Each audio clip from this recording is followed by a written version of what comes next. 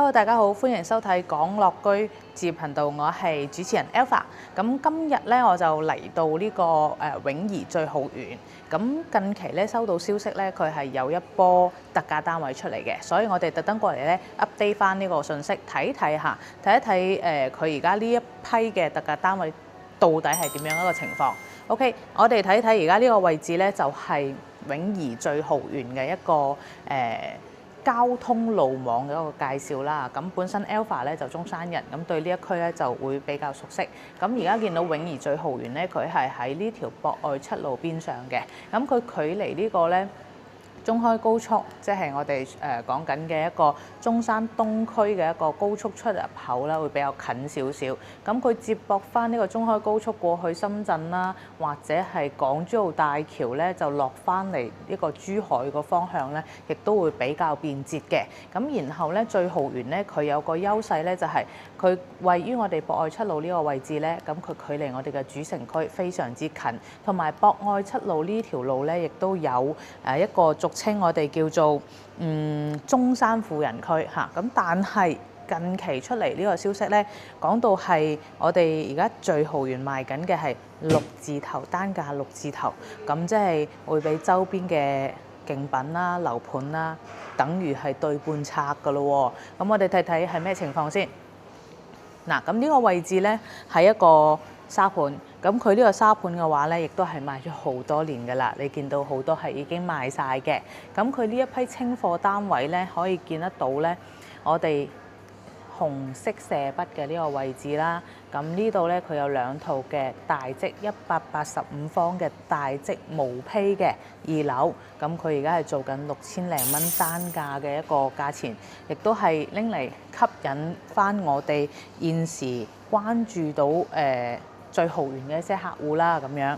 咁但係嘅話咧，其實實質上咧，佢其他嘅單位係做唔到呢啲價錢嘅，同埋佢刨埋呢個裝修成本去㗎啦，而且個樓層係比較偏低，個積數偏大嘅。咁因為積數偏大嘅話，好多客戶群體佢唔一定需要到咁大積啦，咁所以佢就削減咗呢個人群之後咧，佢做咗一個價錢嘅特殊處理去推呢2套單位啦，亦都係等於做咗個引啦，引流翻嚟啦，再睇睇其他單位啱唔啱啦咁樣。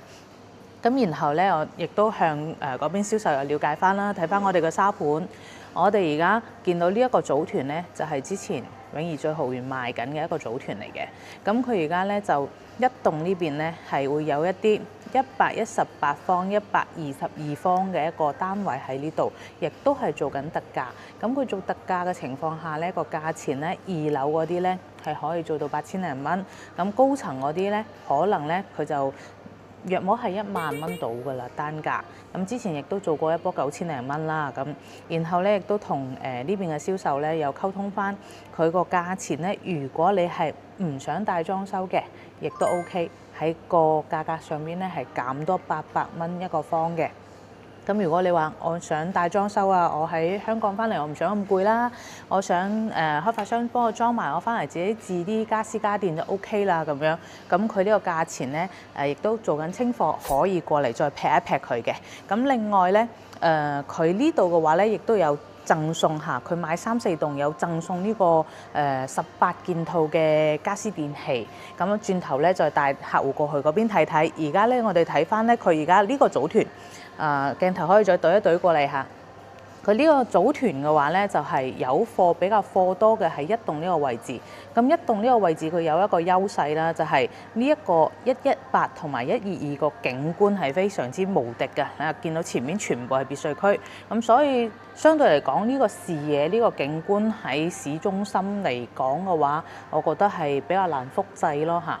咁同埋咧，佢而家做緊清貨啦，賣完就冇啦呢個盤嚇。咁然後咧，佢後邊啊呢度啊2座同埋3、4座嘅一啲2樓單位咧，性價比亦都比較高。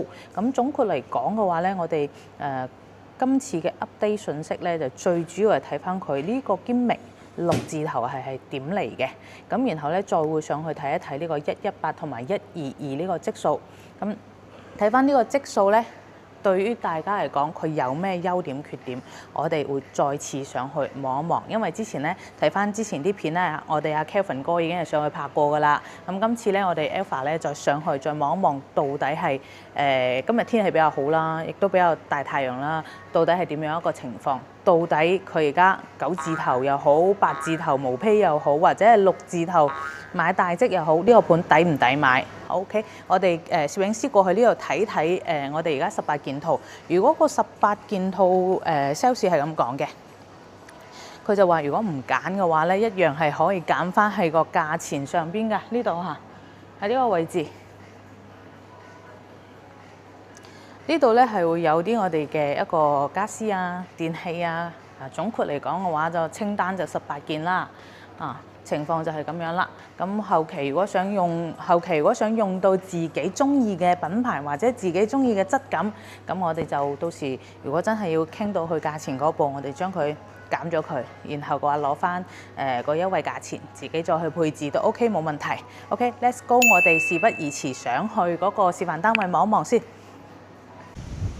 好啦，而家鏡頭咧就嚟到咗而家最豪園嘅呢個組團嘅一座。咁一座咧係暫時嚟講，佢哋推緊嘅嗰波20幾套嘅尾貨入邊最多貨源㗎啦。咁亦都係我認為佢呢個組團嘅話咧，個景觀最靚仔嘅一個棟數啦。咁我哋而家現時上去佢嗰個話好大風啊，因為即將要打颱風。我哋而家即時上去睇睇佢24樓嘅嗰個景觀點樣先。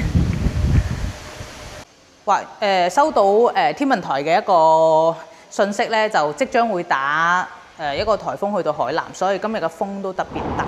咁呢度咧就入咗嚟之後咧，就有我哋嘅一個lobby， 就一個大堂嚟嘅。咁佢就會有呢啲咁嘅配套設施喺度啦。咁然後咧入邊有個飯會所啦，呢邊飯會所可以望一望。咁當然呢個設置咧就非常之簡陋㗎啦，一分價錢一分貨咁啊，但係佢都有叫做有呢啲公共嘅配套喺度。咁我哋就直接上去啦，上去睇一睇啦。因為畢竟佢個價錢降咗落嚟，如果真係想執筍嘢嘅話，我覺得可以考慮下。但係你話本身我自己有啲要求嘅，咁我呢個盤完全可以收咗佢啦。因為你要知道喺賣。OK， 這是上去嗎？哦 ，OK。我哋24樓。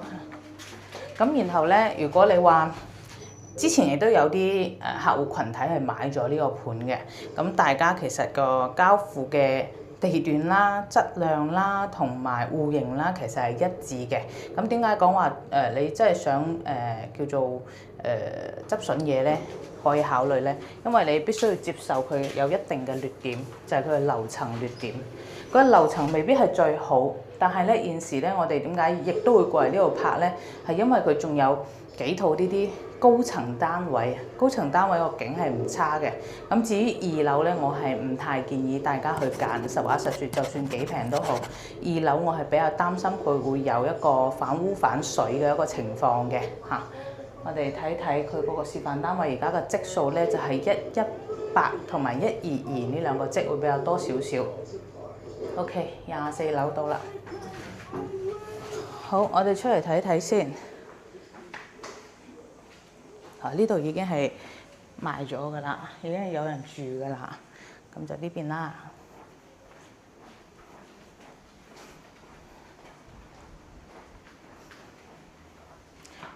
呢個係129，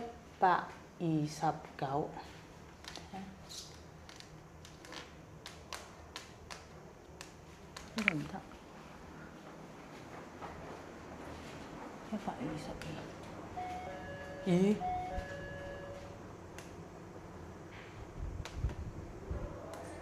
點解開唔到㗎？2403。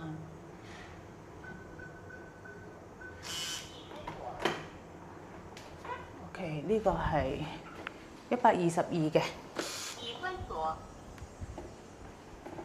OK， 呢個係122嘅。我哋而家見到咧入嚟，我哋關咗門先，因為打颱風驚佢太大風啦。佢呢個位置咧，哇，真係好扯風，將我向入邊扯。呢度咧，佢就放冷氣機個位。呢度咧，佢有個入戶花園啊。成個入戶花園嘅話，佢係半贈送嘅一個面積，其實真係大嘅。你見到我剪臂，然後嘅話個闊度到你嗰度仲有咁長。咁然後咧，呢個位置咧就仲有一個雜物房。呢個雜物房嘅話都係全贈送㗎啦。咁有埋電掣咁樣啦，可以放啲雜物或者係洗地機啊、掃地機器人啊咁咯。咁然後呢度入翻嚟咧，我哋正式叫做入咗屋企。咁呢度咧，佢就做咗一個係開放式，其實係半開放式啦，叫 LDK 嘅一個廚房。咁見到我哋而家呢個咧係佢嘅一個交流標準啦。咁然後嘅話咧，封咗個露台。個露台咧就比較大，我哋可以睇翻佢都係一個餐客一體嘅，同埋啱先講緊咧一座景係真係靚嘅。你睇睇呢一個景喺中山博愛路富人區，然後配套享受市中心嘅配套，距離 Coco City 同埋富日城僅係講緊5分鐘之內嘅一個車程。非常之唔錯啊！呢個景真係無可複製咯。咁然後就睇翻我哋而家呢個積咧，122方佢就做咗啱先呢度1間房、2間房同埋3間房。但係咧，我覺得佢122方做3間房咧，呢啲就舊規產品嚟講就冇得講啦，肯定有啲輸蝕嘅。個積數個使用率。係輸咗㗎啦，唔使講啦。咁然後咧，套間啦，呢個係咁呢間房咧，佢個飄窗係一個轉角飄窗，佢就剝晒，全部剝晒，咁就可以攞到呢個位。如果中意嘅話，其實可以全部做櫃體嘅，即係做半個櫃體，留翻呢個轉角嘅靚景啦咁樣。咁當然啦，每個設計師有每個設計師嘅 idea。OK， 呢間房嘅話咧，就我覺得呢間房係3間房入邊最舒適㗎啦，因為咧就會俾呢邊咧擋咗好多光線同埋景觀嘅。咁當然啦，一間屋入邊幾間房肯定有長有短啦，同埋呢個洗手間咧，亦都係佢最大嘅敗筆，佢係一個暗廁嚟嘅，可以入去睇睇。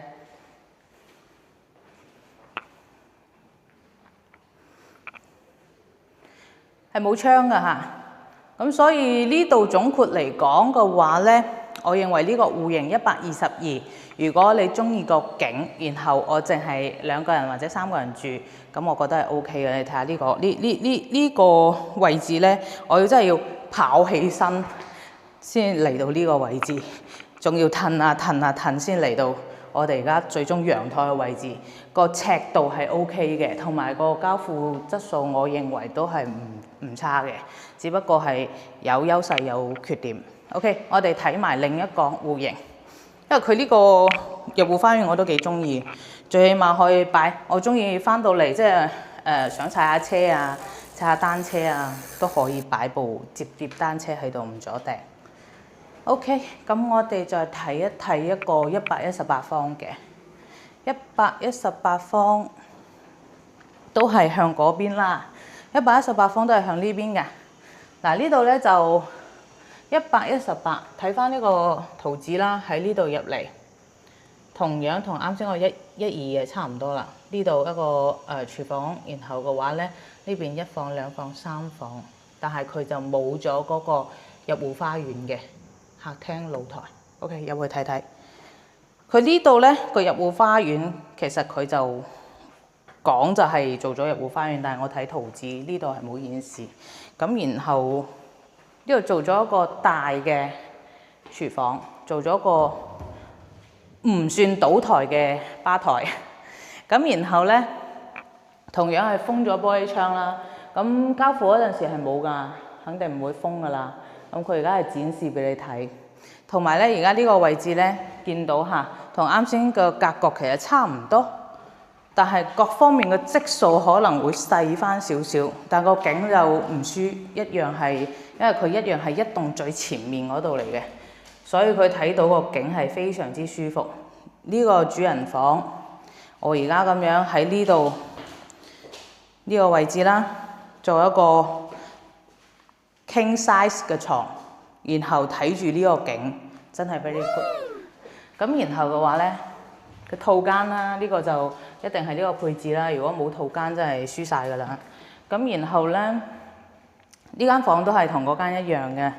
呢間房嘅話，佢亦都係同啱先122係一樣嘅，打咗個轉角飄窗嗰個飄台位，可以享受更多嘅景觀同埋光線。咁然後呢度其實係一模一樣嘅，我發覺。但係佢呢個廁所有啲比啱先122嘅要好，因為佢係唔係完全暗廁嚟嘅，佢唔係黑廁嚟嘅，佢有窗嘅。啱先嗰個就係乜都冇㗎啦。OK， 呢個廚房佢稍微應該係改咗一改，咁拆咗埲牆，咁其實係好大啊，3、4個人，我擺低手機啦。我呢度放翻個雪櫃位，然後嘅話呢度真係3個人、4個人都可以幫手煮嘢食。如果翻嚟做即係聚餐啊，或者係翻嚟聚會啊嗰陣時係非常之啱嘅。OK， 咁呢一 part 咧就更新到呢度。咁而我哋總結一下，輕輕總結一下，醉豪苑而家係冇新貨，然後尾盤，同埋咧佢做緊呢一波級樓嘅單位，6字頭起咧係 only 1、2套嘅啫。咁同埋係非常之大嘅180幾方嘅一個積數，而且佢係2樓，所以可能呢個客戶群體個情況咧唔係咁樂觀㗎啦。佢亦都係拎呢2套單位過嚟，吸引翻之後去關注翻我啱先即係而家拍嘅呢2個戶型啦，118同埋122。咁我認為118嘅話會比122係有優勢嘅。咁佢優勢咧在於洗手間啦，同埋個積數會細翻啲啲啦。咁122咧，佢個優勢咧就係佢有個入戶花園啦，有間房仔送啦。咁就景觀大致都一樣，都係擁有無可複製嘅一個景觀。咁 OK， 如果係仲想睇 Alpha 去拍中山其他嘅一啲筍盤啊，或者係其他嘅拆解其他嘅樓盤，可以隨時 follow 翻我哋呢個港樂居接頻道。咁以後嘅話咧，我會再為大家陸續去更新嘅。OK， 拜拜。